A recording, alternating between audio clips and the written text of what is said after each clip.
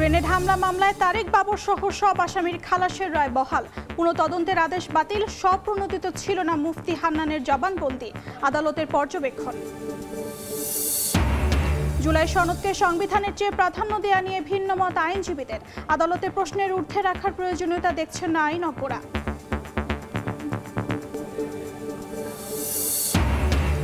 ক্যাম্পাসে ছাত্র সংসদ নির্বাচনের আমেজ। প্রচারণায় আর মাত্র 4 দিন সময় পাচ্ছেন ডাকসুর প্রার্থীরা। ডাকসুতে মনোনয়নপত্র জমা দেওয়া শুরু। অনেক লোকই আমাদের এলাকা ছেড়ে চলে গেছে। রান্না খাওয়ার অসুবিধা, কোনো অনুদান পাই না।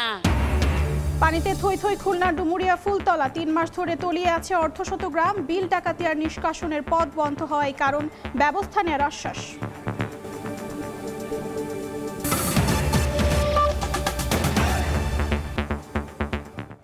সময় সংবাদের সঙ্গে আছি আমি অর্জিতা শেরসে। 21 আগস্ট গ্রেনেড হামলা মামলায় তারেক রহমান, লুৎফুজ্জামান বাবর সহ সব আসামির খালাসের রায় বহাল রেখেছেন আপিল বিভাগ। একই সঙ্গে স্বরাষ্ট্র মন্ত্রণালয়কে পুনঃ তদন্তের নির্দেশ দিয়ে হাইকোর্টের দেয়া আদেশ বাতিল করা হয়েছে। রায় পর্যবেক্ষণে বলা হয়, মুফতি হান্নান সহ 12 আসামির স্বীকারোক্তিমূলক জবানবন্দি স্বপ্রণোদিত ছিল না। রায়ে সন্তোষ প্রকাশ করেছেন আসামি পক্ষের আইনজীবীরা। ভয়াবহ এই হামলার তদন্তে নামে বিএনপি, জামাত, জোট সরকার। হরকাতুল জিহাদ নেতা মুফতি হান্নানের স্বীকারোক্তির ভিত্তিতে অভিযুক্ত হন 28 জন। অভিযোগপত্র দেয় সেনা সমর্থিত তত্ত্বাবধায়ক সরকার। শুরু হয় বিচার। 2009 সালে ক্ষমতায় এসে আওয়ামী লীগ নতুন করে তদন্ত শুরু করে। টানা 410 দিন টিএফআই সেলে নিয়ে পুনরায় স্বীকারোক্তি আদায় করা হয় মুফতি হান্নানের। সম্পূরক চার্জশিটে যুক্ত করা হয় তারেক রহমান, লুৎফুজ্জামান বাবর, আলী আহসান মোহাম্মদ মুজাহিদ সহ আরও অনেককে। আলোচিত এই মামলায় 2018 সালে বিচারিক আদালত ফাঁসির দণ্ড দেন বাবর সহ 19 জনকে। যাবজ্জীবন হয় তারেক রহমান সহ আরও 19 জনের। কিন্তু 2024 সালের 1 ডিসেম্বর ওই রায় বাতিল করে দেন হাইকোর্ট। রায়ে বলা হয়, সম্পূরক চার্জশিট এবং বিচারের পুরো প্রক্রিয়ায় ছিল বেআইনি। বৃহস্পতিবার সর্বোচ্চ আদালতের রায়ে চূড়ান্ত পরিসমাপ্তি হলো। মুক্তি মিলেছে তারেক রহমান, লুৎফুজ্জামান বাবর সহ সবার। বিচারিক আদালত থেকে হাইকোর্ট ডিভিশনে দীর্ঘদিন পর সেই মামলা থেকে সমস্ত আসামিদেরকে খালাস দেওয়া হয়। সেই খালাসের আদেশের বিরুদ্ধে রাষ্ট্রপক্ষ লিভ টু আপিল ফাইল করে এবং আমাদের সর্বোচ্চ আদালত অ্যাপেলেট ডিভিশন লিভ মঞ্জুর করার পরে যে আপিল হয় সেই আপিল আমরা দীর্ঘদিন শুনানি করেছি। তারেক রহমান সাহেবকে অন্যায়ভাবে এই মামলায় অন্তর্ভুক্ত করেছিলেন। আজকে সর্বোচ্চ আদালতের মাধ্যমে প্রমাণিত হয়েছে জনাব তারেক রহমান সাহেব নির্দোষ এবং তিনি খালাস পেয়েছেন। বাবরের আইনজীবীর দাবি, নির্যাতন করে আদায় করা হয়েছিল মুফতি হান্নানের দ্বিতীয় জবানবন্দি। এছাড়া বাকি 11 আসামির স্বীকারোক্তি স্বপ্রণোদিত ছিল না। মুফতি হান্নানের যে কনফেশন রেকর্ড করা হয়েছে, সেকেন্ড কনফেশন, এটা তখন ছিলেন তিনি কন্ডেম সেলে। কন্ডেম সেল থেকে এনে তার কনফেশন রেকর্ড করা হয়েছে এবং তাকে এক্সিকিউট করে ফেলা হয়েছে 342 জবানবন্দি দেওয়ার আগেই। সকল আসামির যখন 342 জবানবন্দি শুরুর কথা, এই সময় মুফতি হান্নানকে মৃত্যুদণ্ড কার্যকর করা হয়েছে। ফলে মুফতি হান্নানের 342 স্টেটমেন্ট এই মামলায় আসতে পারেন নাই। 2 দশক জুড়ে দেশের রাজনৈতিক ইতিহাসে সবচেয়ে আলোচিত এই মামলার বিচারিক যাত্রার অবসান ঘটল। তবে রায়ের ব্যাখ্যা, যুক্তি আর রাজনৈতিক অভিঘাত নিয়ে বিতর্ক চলবে বহুকাল। আফজাল হোসেন, সময় সংবাদ, ঢাকা। জুলাই হত্যাযজ্ঞ মামলায় রাজশাহীর সাবেক আইজিপি মামুনকে জিজ্ঞাসাবাদ করছেন শেখ হাসিনার পক্ষ থেকে রাষ্ট্র নিয়োগযুক্ত আইনজীবী। এই মুহূর্তে আন্তর্জাতিক অপরাধ ট্রাইব্যুনালে আছেন সহকর্মী আফজাল হোসেন। বিস্তারিত জানতে সরাসরি যাচ্ছি তার কাছে। রাজসাক্ষী চৌধুরী আব্দুল আল মামুনকে জেরা করছেন শেখ হাসিনা এবং আসাদুজ্জামান খান কামালের পক্ষে রাষ্ট্র নিযুক্ত আইনজীবী আমির হোসেন। জেরাটি শুরু হয়েছে, এখন আন্তর্জাতিক অপরাধ ট্রাইব্যুনাল 1-এ জেরাটি চলছে এবং আজকে এই জেরা শেষ হবে এবং জেরা শেষ হলে পরবর্তী সাক্ষ্য গ্রহণের একটি দিন ধার্য হবে। ওই দিন অন্য যে সাক্ষীরা রয়েছেন তারা এই মামলায় সাক্ষ্য দিবেন। আর এর আগে গত মঙ্গলবার রাজসাক্ষী চৌধুরী আব্দুল আল মামুন ট্রাইব্যুনালে দীর্ঘ একটি জবানবন্দি দিয়েছেন এবং এই জবানবন্দিতে মোটা দাগে যে বিষয়গুলো এসেছে, যে জুলাই আগস্টের আন্দোলনে কি ঘটেছিল, তিনি কি দেখেছিলেন, কোন কোন মিটিংয়ে তিনি অংশগ্রহণ করেছিলেন, সেই বিষয়গুলো তিনি বিস্তারিত তুলে ধরেছেন এবং শেষ পর্যায়ে এসে চৌধুরী আব্দুল আল মামুন রাজসাক্ষী তিনি বলেছেন যে শেখ হাসিনা এবং আসাদুজ্জামান খান কামালের নির্দেশেই জুলাই আগস্টে গণহত্যা হয়েছিল, লেথাল উইপেন ব্যবহার এবং হেলিকপ্টার থেকে গুলির সিদ্ধান্ত হয়েছিল রাজনৈতিকভাবে, এবং তিনি বেশ কয়েকটি মিটিংয়ে অর্থাৎ 19 জুলাই থেকে পরবর্তী সময়ে স্বরাষ্ট্রমন্ত্রী আসাদুজ্জামান খান কামালের বাসায় যে মিটিংগুলো হয়েছিল সেই মিটিংগুলোতে তিনি অংশ নিতেন। সেই মিটিংয়ে গ্যাং অফ 4 যেটি বলা হয়, আনিসুল হক, আসাদুজ্জামান খান কামাল, সালমান এফ রহমান, তারা এই নিয়মিত মিটিংয়ে অংশ নিতেন, সেই বিষয়গুলো তিনি তুলে ধরেছেন। এবং একই সঙ্গে চৌধুরী আব্দুল আল মামুন তার সময়ে, তিনি যখন আইজিপি ছিলেন তার সময় এত বড় একটি গণহত্যা হয়েছে, সেই গণহত্যার জন্য নিজে যেমন দুঃখ প্রকাশ করেছেন, ক্ষমা চেয়েছেন, একই সঙ্গে শহীদ পরিবার, আহত পরিবার, দেশবাসীর কাছেও তিনি ক্ষমা প্রার্থনা করেছেন। একই সঙ্গে তার যে জবানবন্দি, সেই জবানবন্দির কারণে ট্রাইব্যুনাল তাকে যেন ক্ষমা করেন, সেই ক্ষমার প্রার্থনা তিনি করেছেন। চিফ প্রসিকিউটর সেদিনই বলেছিলেন যে চৌধুরী আব্দুল আল মামুন সত্য উন্মোচন করেছেন, তার যে জবানবন্দি, সেই জবানবন্দি পৃথিবীর কোনো আদালতে মিথ্যা প্রমাণ করতে পারবেন না, এবং তার জবানবন্দি অকাট্য প্রমাণ জুলাই আগস্টে যে গণহত্যা হয়েছিল তার সেই বিষয়ে। এবং চৌধুরী আব্দুল আল মামুনকে আসলে ক্ষমা করা হবে কি না সেই বিষয়টি আসলে আদালতের এখতিয়ার। এই শেখ হাসিনার মামলায় মোট 81 জন সাক্ষী তালিকা রাষ্ট্রপক্ষ থেকে জমা দেওয়া হয়েছে। এর মধ্যে রাজসাক্ষী মিলিয়ে 36 জনের সাক্ষ্য গ্রহণ সম্পন্ন হয়েছে, এবং রাষ্ট্রপক্ষ থেকে যেটি বলা হচ্ছে যে প্রায় 40 থেকে 45 জনের সাক্ষ্য গ্রহণ করেই এই মামলাটির সাক্ষ্য গ্রহণ শেষ করা হবে, এবং সেটি এ মাসে শেষ হতে পারে। এই ছিল আন্তর্জাতিক অপরাধ ট্রাইব্যুনাল থেকে আমার কাছে সবশেষ খবর। এতক্ষণ আমরা সরাসরি যুক্ত ছিলাম আন্তর্জাতিক অপরাধ ট্রাইব্যুনালে। শেখ রেহানা, রেদওয়ান মুজিব সিদ্দিক ও আজমিনা সিদ্দিককে প্রধান আসামি করে শেখ হাসিনার বিরুদ্ধে প্লট জালিয়াতির 3 মামলার তৃতীয় দিনের সাক্ষ্য গ্রহণ চলছে। সকালে ঢাকার 4র্থ বিশেষ জজ আদালতে সাক্ষ্য গ্রহণ শুরু হয়। এর আগে জব্দ তালিকার 44টি নথির বিষয়ে সাক্ষ্য গ্রহণ সম্পন্ন হয়। রেহানার পক্ষ থেকে তৎকালীন প্রধানমন্ত্রীকে প্লট বরাদ্দের আবেদনের চিঠি, প্রধানমন্ত্রীর কার্যালয় থেকে নিয়ম বহির্ভূতভাবে প্লট বরাদ্দের নির্দেশের চিঠি এবং আসামিদের মিথ্যা হলফনামার বিষয়ে আদালতকে নিশ্চিত করেন তারা। সাক্ষ্য গ্রহণের প্রথম দিন মামলার বাদীরা আদালতকে জানান, প্লট বরাদ্দের জন্য ব্রিটিশ এমপি ও শেখ রেহানার মেয়ে টিউলিপ সিদ্দিক শেখ হাসিনার ওপর চাপ প্রয়োগ করেন।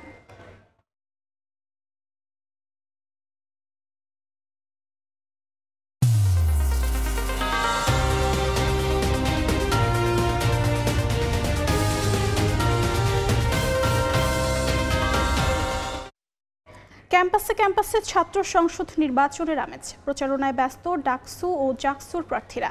ডাকসুতে চলছে মনোনয়নপত্র জমাদান। সবশেষ খবর জানাতে এই মুহূর্তে ঢাকা বিশ্ববিদ্যালয়ে আছেন সহকর্মী মাসুদুর রহমান, জাহাঙ্গীরনগর বিশ্ববিদ্যালয় মোজাফফর হোসেন জয় এবং রাজশাহী বিশ্ববিদ্যালয়ে আছেন আলতাফ হোসেন। সরাসরি প্রথমে যাচ্ছি মাসুদের কাছে।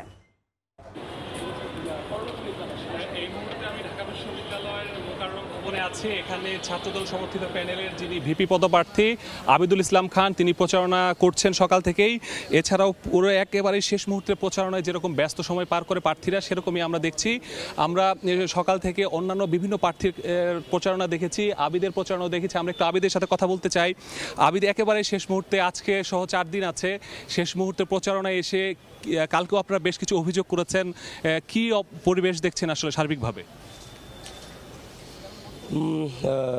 বর্তমান যে পরিবেশ পরিস্থিতি, সেই পরিবেশ পরিস্থিতি নিয়ে নির্বাচন কমিশনের সাথে আমাদের কথা হচ্ছে, প্রতিনিয়তই কথা হচ্ছে। কিন্তু প্রচারণার জায়গাটাতে যদি বলি, সেটা হচ্ছে যে সাধারণ শিক্ষার্থীদের অভূতপূর্ব সাড়া পাচ্ছি।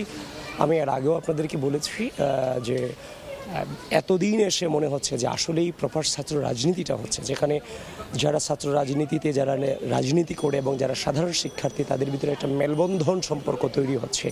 এরাও আমাদেরকে সেফ মনে করছে, আমরাও এদের কাছে সেফ ফিল করছি। সব কিছু মিলে এরা আমাদেরকে জবাবদিহিতার আওতায় আনার একটা সাহস পাচ্ছে, বিভিন্ন প্রশ্ন করছে, প্রশ্নের অ্যান্সার দিচ্ছে, এদেরকে হচ্ছে যে আপনার মোটিভেটেড করতে হচ্ছে।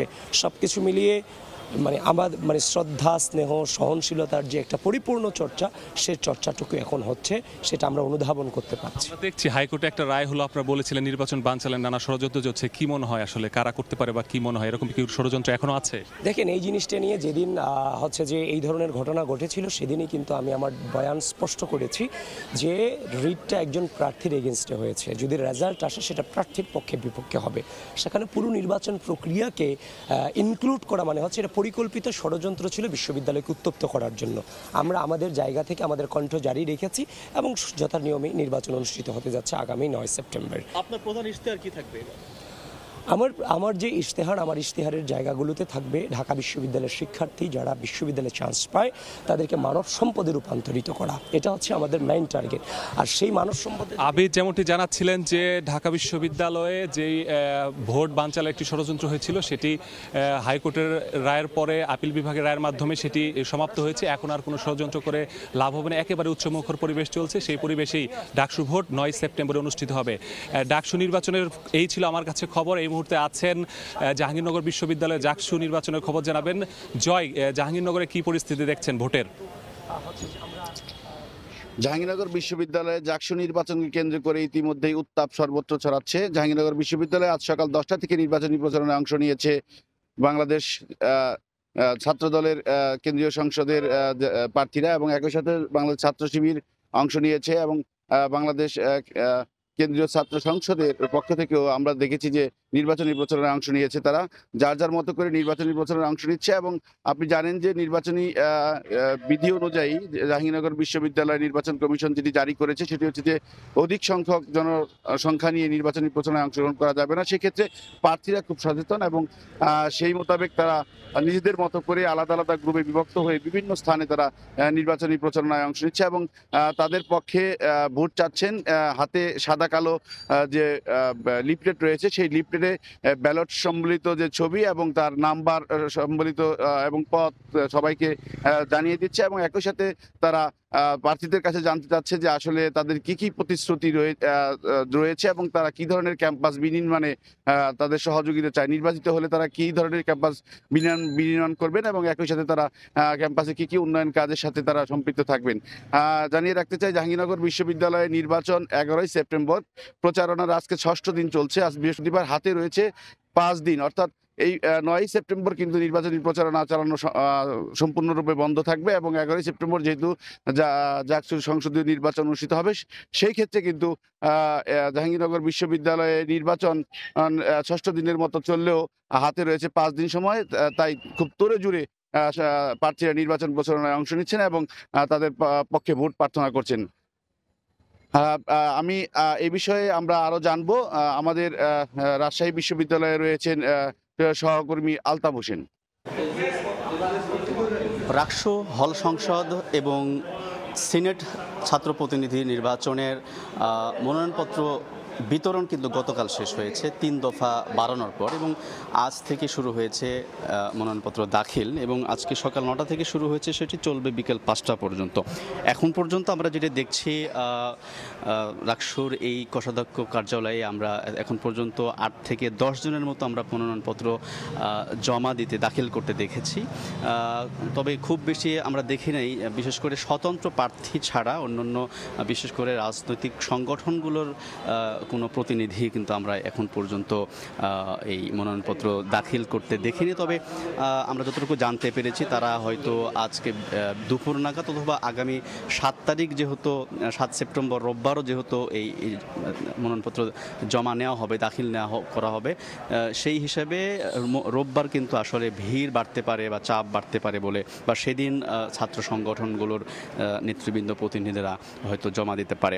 তো এখন পর্যন্ত আমরা দেখছি যে এইভাবে কার্যক্রম এগিয়ে যাচ্ছে। ডাকসু নির্বাচনের সব ধরনের কার্যক্রম ইতিমধ্যে আসলে নির্বাচন কমিশন বলছে সব ধরনের ব্যবস্থা তারা সুষ্ঠুভাবে নেওয়া হয়েছে তারা, এবং একই সঙ্গে এই মনোনয়নপত্র দাখিলের পরবর্তীতে যেটি হবে তারা 10 তারিখে 8 তারিখে হচ্ছে এই প্রার্থিতার 8 তারিখে প্রার্থিতার যে বাছাই, সে বাছাইটা হবে এবং 10 তারিখে প্রাথমিক তালিকাও কিন্তু প্রকাশ করা হবে। এবং একই সঙ্গে আমরা যেটি দেখেছি যে গতকালকে সবশেষ মনোনয়নপত্র যে বিতরণ হয়েছে সর্বমোট আমরা জানি ডাকসু এবং হল সংসদ মিলে মোটামুটি 466টি মনোনয়নপত্র বিতরণ হয়েছে এবং একই সঙ্গে হল সংসদের কিন্তু আমরা দেখেছি যে 700-এর মতো মনোনয়নপত্র বিতরণ করা হয়েছে। তো এভাবেই ডাকসু নির্বাচন আসলে এগিয়ে যাচ্ছে। এই ছিল আমার কাছে থাকা ডাকসু নির্বাচনের সবশেষ খবর। এতক্ষণ আমরা সরাসরি যুক্ত ছিলাম রাজশাহী বিশ্ববিদ্যালয় থেকে, এর আগে যুক্ত ছিলাম জাহাঙ্গীরনগর এবং ঢাকা বিশ্ববিদ্যালয়। শিক্ষার্থী হামলার ঘটনায় প্রক্টরের দায়িত্বহীনতার অভিযোগ তুলে প্রক্টোরিয়াল বডির পদত্যাগ সহ ৭ দফা দাবিতে বিক্ষোভ করছেন চট্টগ্রাম বিশ্ববিদ্যালয়ের শিক্ষার্থীরা। বিস্তারিত জানতে ক্যাম্পাসে আছেন তারেফ রহমান, যাচ্ছি তার কাছে। দিন পরেও চট্টগ্রাম বিশ্ববিদ্যালয়ের পরিস্থিতি এখনো স্বাভাবিক হয়নি। চট্টগ্রাম বিশ্ববিদ্যালয়ের শিক্ষার্থীদের সাথে এলাকাবাসী সংঘর্ষের পর আজ 4 দিন পের হয়েছে, কিন্তু এখনো চট্টগ্রাম বিশ্ববিদ্যালয়ের পরিস্থিতি স্বাভাবিক হয়নি। আমরা দেখতে পাচ্ছি যে প্রক্রিয়াল বডির পদত্যাগ সহ 7 দফার দাবিতে চট্টগ্রাম বিশ্ববিদ্যালয়ের শিক্ষার্থীরা প্রক্টর অফিসের সামনে বিক্ষোভ কর্মসূচি পালন করছেন। তারা বলছেন যে হামলার সময় প্রক্রিয়াল বডির যেই ভূমিকা, সেই ভূমিকা নিয়ে তারা অভিযোগ তুলে বলেন যে তারা যথাযথ পদক্ষেপ না নেওয়াতেই এই সংঘর্ষের ব্যাপক আকার ধারণ করে। এই অভিযোগ তুলেই তারা প্রক্রিয়াল বডির পদত্যাগ দাবি করেন। এছাড়া তাদের 7 দফার মধ্যে অন্যতম হচ্ছে যে সকল শিক্ষার্থী আহত হয়েছেন তাদেরকে আর্থিক সহযোগিতা, পাশাপাশি যারা আহত হয়েছেন তাদের পূর্ণাঙ্গ তালিকা প্রকাশ। এর পাশাপাশি যেসব শিক্ষার্থী 2 নম্বর গেট এলাকায় থাকতেন তারা এখন ক্যাম্পাসে অবস্থান করছেন, তাদের জন্য আবাসনের ব্যবস্থা করা অতি সত্বর।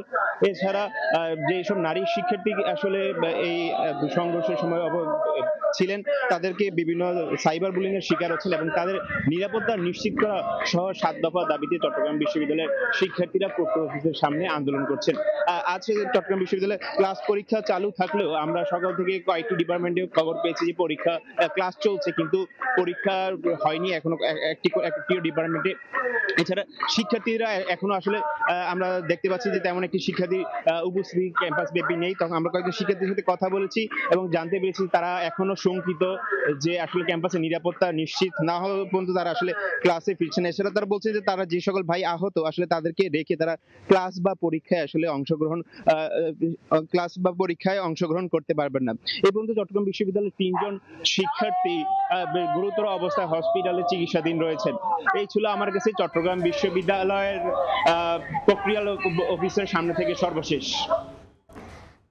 এতক্ষণ আমরা সরাসরি যুক্ত ছিলাম চট্টগ্রাম বিশ্ববিদ্যালয় থেকে। জুলাই সনদকে সংবিধানের উপর প্রাধান্য দেয়া নিয়ে ভিন্ন মত দিয়েছেন সিনিয়র আইনজীবীরা।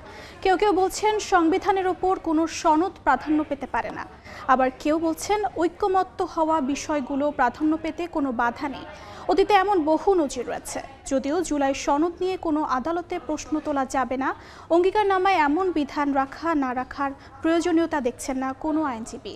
কেননা প্রশ্ন তোলা যাবে না এমন অনেক বিধান রাখার পরও আদালতে চ্যালেঞ্জ হয়েছে, বাতিল হয়েছে, এরকম অনেক উদাহরণ রয়েছে। আফজাল হোসেনের রিপোর্ট।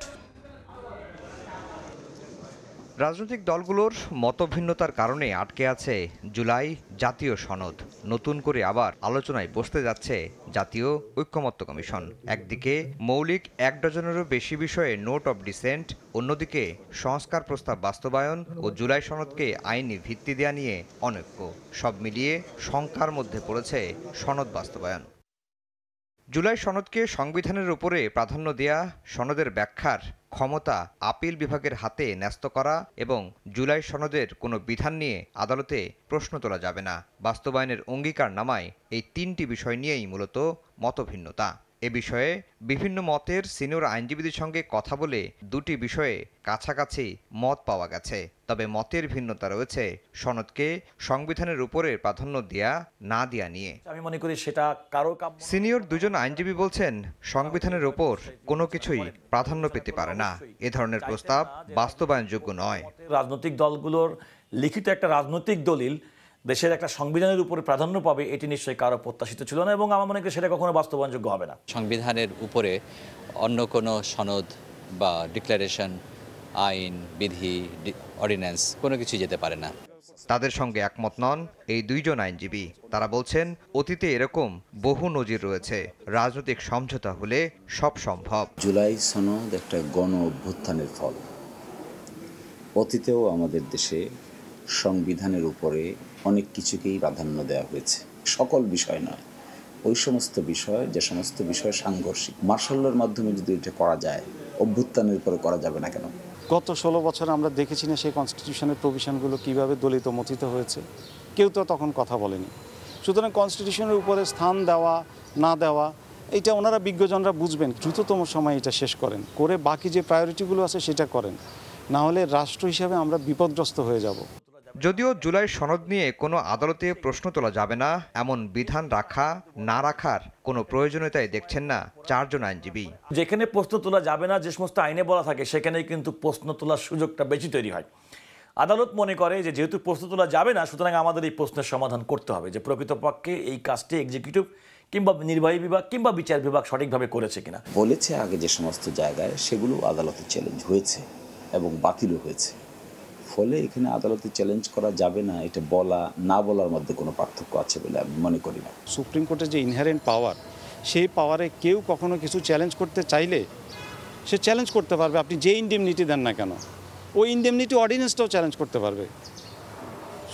জুলাই সনদ আপনি যদি এই সংবিধানে দেন সেটাও চ্যালেঞ্জ করতে পারবে। যে কোনো ব্যক্তির সাংবিধানিক আদালতে যে কোনো আইন, সাংবিধানিক কোনো বিধান, কোনো বিধি, কোনো আইন, কোনো অর্ডিন্যান্স সব কটাকেই চ্যালেঞ্জ করা যায়। আগামী 15 সেপ্টেম্বরের মধ্যে জুলাই জাতীয় সনদ চূড়ান্ত করতে চায় জাতীয় ঐক্যমত্য কমিশন। আফজাল হোসেন, সময় সংবাদ, ঢাকা। এই মুহূর্তে ঘটনাস্থলে আছেন রিপোর্টার শওকত আলী সৈকত। বিস্তারিত জানতে সরাসরি যাচ্ছি তার কাছে।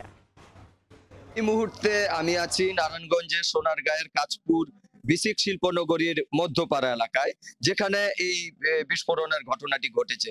স্থানীয়দের কাছ থেকে আমরা যেটা জানতে পেরেছি যে শেখ ফরিদের এই পেছনের 3 তলা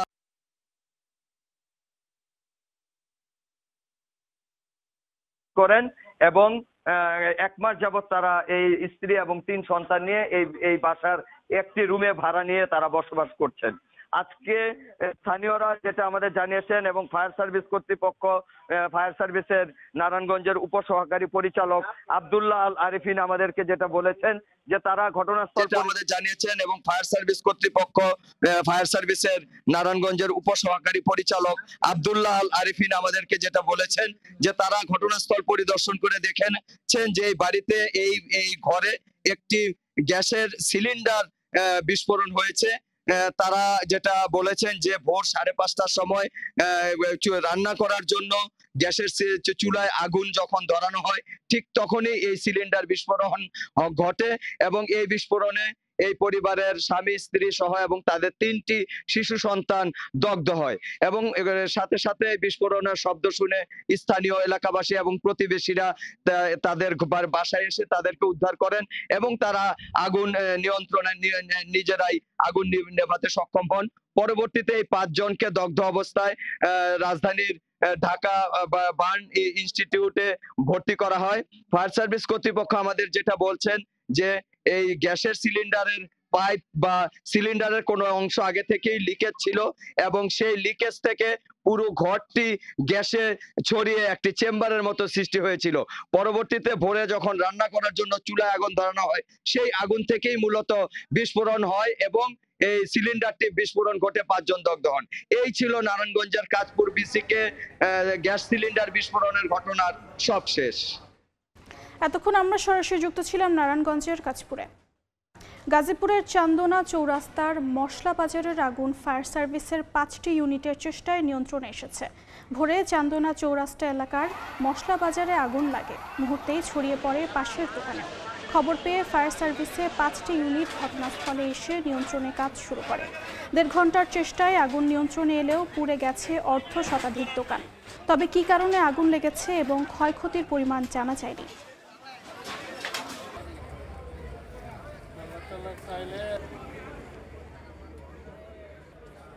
খুলনার ডুমুরিয়া ফুলতলায় অবস্থিত দেশের অন্যতম বৃহৎ বিল ডাকাতিয়া সহ অর্ধশত গ্রামের মানুষ পানিবন্দী জীবন কাটাচ্ছেন। 3 মাসেরও বেশি সময় ধরে হাজার হাজার একর মাছের ঘের ও সবজি ক্ষেত পানিতে তলিয়ে আছে। জলাবদ্ধতা নিরসনে বিল ডাকাতিয়ার পানি নিষ্কাশনে পরিকল্পনার কথা জানিয়েছে পানি উন্নয়ন বোর্ড। আব্দুল হালিমের ক্যামেরায় তানজিম আহমেদের রিপোর্ট। প্রাকৃতিক দুর্যোগে ভাঙেনি বাঁধ, ঘটেনি কোনো বিপর্যয়, তবু মাসের পর মাস পানিবন্দী জীবন বিল ডাকাতিয়ার কয়েক লাখ মানুষের। অল্প বৃষ্টিতেই বাড়ে পানি, বন্ধ হয় হাজারো পরিবারের রান্না খাওয়া, রাত কাটে নির্ঘুম। খুলনার ডুমুরিয়া ও ফুলতলা উপজেলার অর্ধশত গ্রাম নিমজ্জিত পানিতে কোনো কোনো জায়গায় রাস্তাও পানির নিচে তলিয়ে গেছে একাধিক বিদ্যালয় চত্বর। দীর্ঘদিনেও পানি না নামায় নষ্ট হয়ে গেছে কয়েক কোটি টাকার ফসল, ভেসে গেছে ঘেরের মাছ। অভাব অনটন আর রোগে শোকে দিন কাটছে স্থানীয়দের। জীবন বাঁচাতে ও সুস্থ থাকতে জলাবদ্ধতার স্থায়ী নিরসন ছাড়া দ্বিতীয় কোনো দাবি নেই তাদের। পানি অভাবে অনেক লোকই আমাদের এলাকা ছেড়ে চলে গেছে। রান্না খাওয়ার অসুবিধা, কোনো অনুদান পাই না, কি করে বসবাস করব?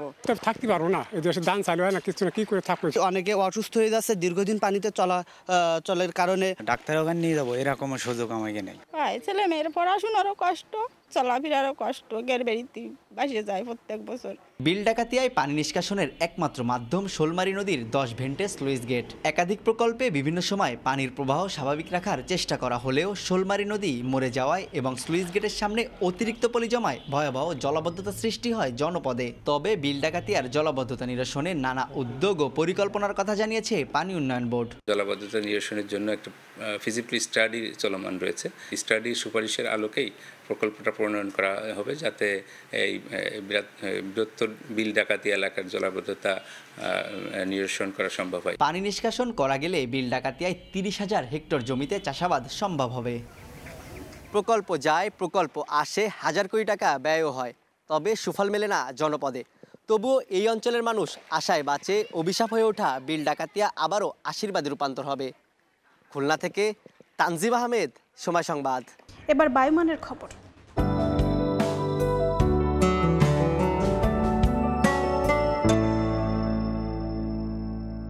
দেখে নেব এখনকার বাতাসের মানসূচক। বায়ুমান বিষয়ক সংস্থা আইকিউএয়ারের সূচক অনুযায়ী বাংলাদেশে এখনকার বাতাসের মান: ঢাকা বিভাগের বায়ুর মান 70, যা সন্তোষজনক, বাতাসের আর্দ্রতা 64%। চট্টগ্রাম বিভাগে বায়ুর মান 53, এটিও সন্তোষজনক, বাতাসের আর্দ্রতা 71। রাজশাহী বিভাগে বায়ুমান 70, যেটি সন্তোষজনক, বাতাসের আর্দ্রতা 68। সিলেট বিভাগে বায়ুর মান 75, যা সন্তোষজনক, বাতাসের আর্দ্রতা 70%। খুলনা বিভাগের বায়ুমান 62, এটি সন্তোষজনক, বাতাসের আর্দ্রতা 73। বরিশাল বিভাগে বায়ুর মান 54, এটিও সন্তোষজনক, বাতাসের আর্দ্রতা 67। রংপুর বিভাগের বায়ুমান 69, যেটি সন্তোষজনক, বাতাসের আর্দ্রতা 60। ময়মনসিংহ বিভাগের বায়ুর মান 67, এটিও সন্তোষজনক, বাতাসের আর্দ্রতা 66%। সারা দেশে বায়ুর মান সবচেয়ে ভালো চট্টগ্রামে 53 আর সবচেয়ে খারাপ সিলেটে 75। পর্তুগালের রাজধানী লিসবনে ট্রাম দুর্ঘটনায় 15 জন নিহত হয়েছেন। আহত 18 জনের মধ্যে বেশ কয়েকজনের অবস্থা আশঙ্কাজনক বলে জানিয়েছে সংশ্লিষ্টরা। তালিকুল হাসান আশিকের রিপোর্টে বিস্তারিত। বুধবার স্থানীয় সময় বিকেলে পর্তুগালের রাজধানী লিসবনে ঘটে যায় ভয়াবহ এক দুর্ঘটনা। দেশটিতে পর্যটকদের কাছে জনপ্রিয় ঐতিহ্যবাহী ট্রাম এলিভাদোর দ্য গ্লোরিয়া লাইনচ্যুত হয়ে আঘাত হানে পাশের একটি ভবনে। মুহূর্তেই দুমড়ে মুচড়ে যায় 43 জন যাত্রী ধারণ ক্ষমতা সম্পন্ন ট্রামটি। খবর পেয়েই ঘটনাস্থলে পৌঁছায় দমকল বাহিনী ও উদ্ধারকারীরা। ভয়াবহ এই ট্রাম দুর্ঘটনায় এখন পর্যন্ত 15 জন নিহত হয়েছেন বলে জানিয়েছে সংশ্লিষ্টরা। আহতদের উদ্ধার করে লিসবনের কয়েকটি হাসপাতালে পাঠানো হয়েছে। তাদের মধ্যে বেশ কয়েকজনের অবস্থা আশঙ্কাজনক বলে জানানো হয়েছে সংশ্লিষ্টদের পক্ষ থেকে। এই ঘটনায় গভীর শোক জানিয়েছেন দেশটির প্রেসিডেন্ট মার্সেলো রেভেলু ডি সাউজা। সেই সাথে জরুরি ভিত্তিতে দুর্ঘটনার কারণ অনুসন্ধানের আশ্বাস দেন তিনি। 1873 সালে পর্তুগালের রাজধানী লিসবনের অন্যতম গুরুত্বপূর্ণ গণপরিবহন হিসেবে ব্যবহৃত হয়ে আসছে হলুদ ট্রাম। পর্যটকদের কাছেও ব্যাপক জনপ্রিয় এ বাহন। তবে ট্রামের দীর্ঘ সময়ের ইতিহাসে এমন দুর্ঘটনা কখনো ঘটেনি বলে জানায় সংশ্লিষ্টরা। তারিকুল হাসান আশিক, সময় সংবাদ, লিসবন, পর্তুগাল। এনসিএল টি20 সামনে রেখে জাতীয় স্টেডিয়ামে শুরু হয়েছে ক্রিকেটারদের ফিটনেস টেস্ট। বৃহস্পতিবার ভোরে প্রথম টেস্টে অংশ নিয়েছেন ঢাকা মেট্রোর ক্রিকেটাররা। এরপর রাজশাহী, রংপুর ও সিলেট বিভাগের ক্রিকেটাররা 30 মিনিট করে টেস্ট দিয়েছেন। জাতীয় দলের ট্রেনার নেথান ক্যালির গাইডলাইনে প্রথমবারের মতো 1600 মিটার দৌড়ের মাধ্যমে এনসিএলের ক্রিকেটারদের ফিটনেস যাচাই বাছাই করা হচ্ছে। এ পর্যায়ে শীর্ষ সংবাদগুলো জানিয়ে দিচ্ছি আরেকবার। জুলাই সনদকে সংবিধানের চেয়ে প্রাধান্য দেয়া নিয়ে ভিন্ন মত আইনজীবীদের। আদালতে প্রশ্নের ঊর্ধ্বে রাখার প্রয়োজনীয়তা দেখছেন না আইনজ্ঞরা। এবং ক্যাম্পাসে ছাত্র সংসদ নির্বাচনের আমেজ। প্রচারণায় আর মাত্র 4 দিন সময় পাচ্ছেন ডাকসুর প্রার্থীরা। ডাকসুতে মনোনয়নপত্র জমা দেওয়া শুরু। এ ছিল সময় সংবাদে, সঙ্গে থাকুন সময়ের।